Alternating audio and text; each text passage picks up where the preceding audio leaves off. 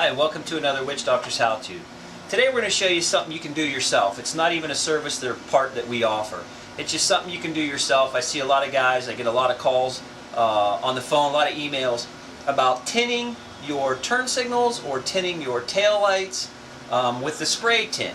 It's real popular on the Visions, really changes the look of the Visions. So I just want to show you how you do this. It's very easy, it's something you can do yourself. I've seen a lot of these done at shows, at bike events, and I see guys with fish eyes and dust and all kind of stuff in them because they either bought them that way or they tried it themselves. So I'm just going to show you some tips on how to do this yourself. Very, very easy. What I have is I have a Vision front turn signal. So we took this out. You don't have to take it out of the bike to do it. We just had this one out because we're working on the customer's bike. You can do it in the bike. You want to tape everything off really good. Masking paper, newspaper will work, you know, to tape it off. But what you want to do, one of the key things is, what you want to do is take some lacquer thinner. Now you can buy it at Lowe's, we have it in a bottle.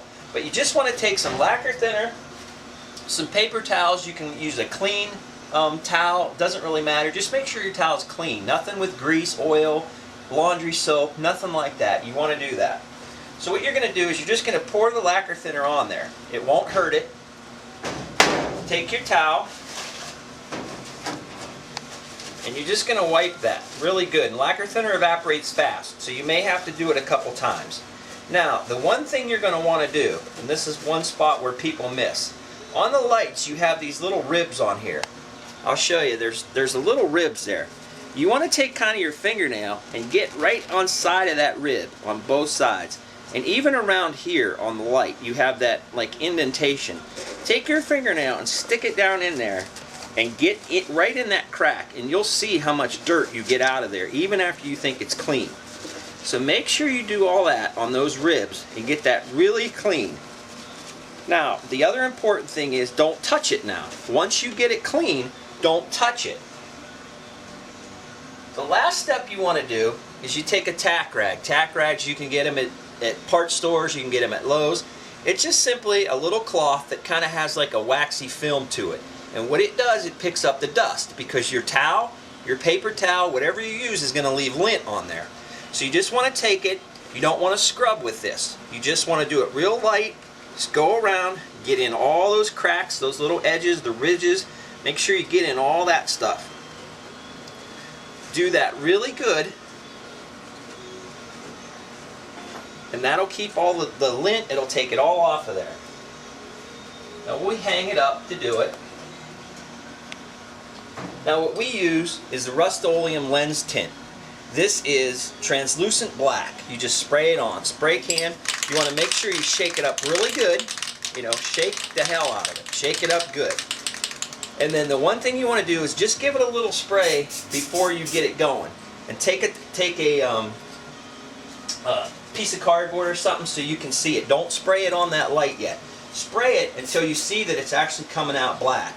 Because sometimes you get a little bit of the junk that's in there, the mix, because it's not mixed, and it sprays the junk out first. Make sure you do that so that you get the actual black coming out. Now the trick to doing this, okay, is you want to spray light coats, very light coats. Just mist it on. You do not want to cover the whole thing in one shot. Okay? Just kind of start and just kind of keep misting it on.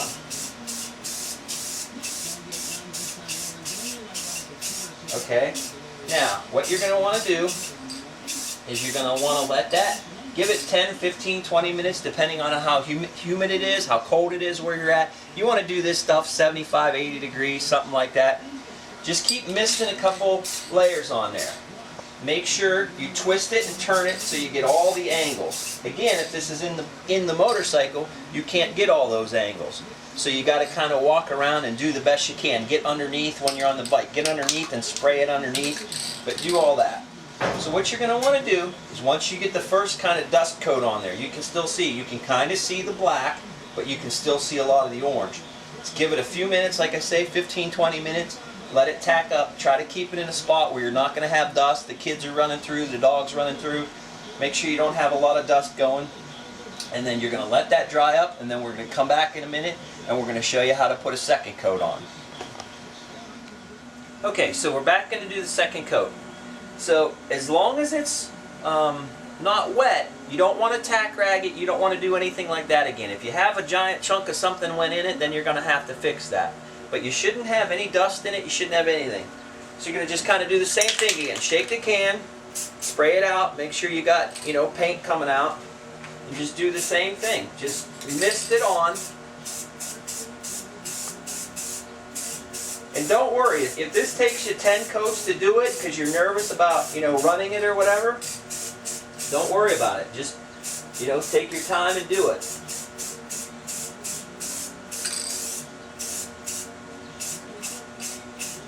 It's not a big deal.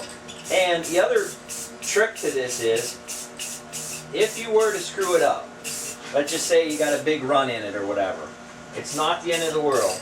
You're just going to take your lacquer thinner, you're going to wipe it back on there, and you're going to start over. The lacquer thinner will take this stuff right off. So you don't have to worry about, screwing it up if you get a run or whatever. You just kind of keep putting the mist coats on like I did. Let this dry. Now this one you're going to probably have to let dry a little bit longer than the last time because you kind of have the first coat and also the second coat. So give it a little more time to dry. Again, put it somewhere where you're not going to get a lot of dust. And you're just going to progressively keep doing that over and over again until you get the whole thing covered up to the way you like it. Now the one thing, if the light is still on the motorcycle and you want to do the lacquer thinner trick, say you get a run and you want to put lacquer thinner and wipe it off, don't squirt the lacquer thinner on there. You don't want to have lacquer thinner running on the paint of the motorcycle. The light it won't hurt, but the paint on the motorcycle it might. So what you want to do is pour the lacquer thinner on a rag and then wipe the light that way. Don't pour the lacquer thinner right on the light when it's on the bike and let it run. You don't want to do that. So we'll let this dry, we'll come back, we'll put one more coat on it, and we'll show you what it looks like when it's done. Okay, you can see we got all the coats on here.